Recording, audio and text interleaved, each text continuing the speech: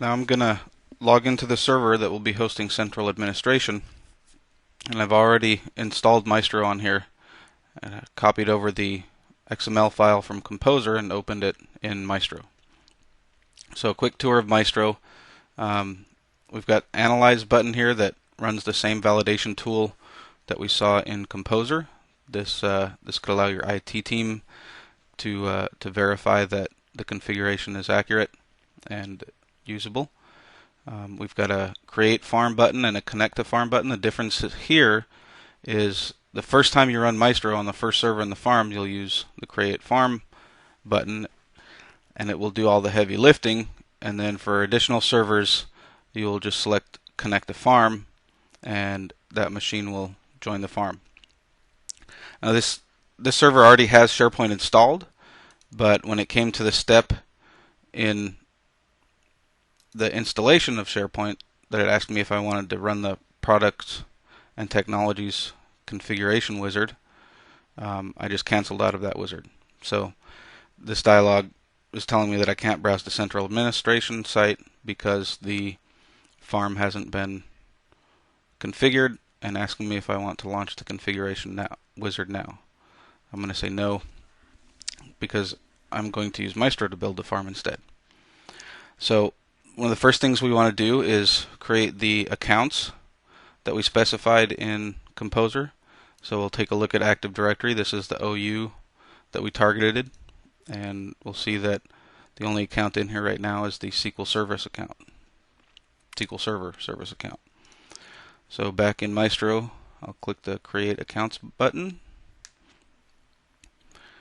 Now Maestro is contacting Active Directory to see if those accounts exist, and since they don't, it's offering to create those accounts for us. So I need to log in with credentials that have rights to create accounts in Active Directory, and you'll see that it's creating each one of those accounts that we configured over in Composer and verifying that they were successfully created. So now if we refresh this OU and Active Directory, we'll see all the accounts that we specified. Here's the Office App Pool account that we created to be shared among the Access, Visio, Excel, and Word application pools, service accounts. Next, we want to make sure that we can connect to the database server. Recall that we specified we wanted to use an alias to connect to that database server. And if we look here on the server, there is currently no alias, but Maestro will create it for us. So there it created the alias and verified that we can connect to the database server. So let's verify that that alias was created, and there it is, and it points to our instance of SQL Server.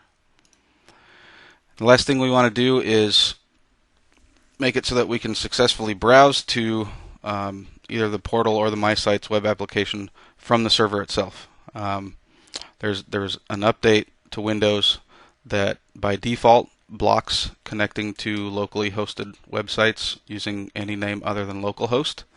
But there is a setting in the registry that you can use to override that functionality either for any name or for very specific names. So we're going to add those specific names, MySites and Portal, and you'll see that those were added to the registry right here. Back connection host names. And that's it. The server is all prepared, and the last thing we need to do is click the Create Farm button.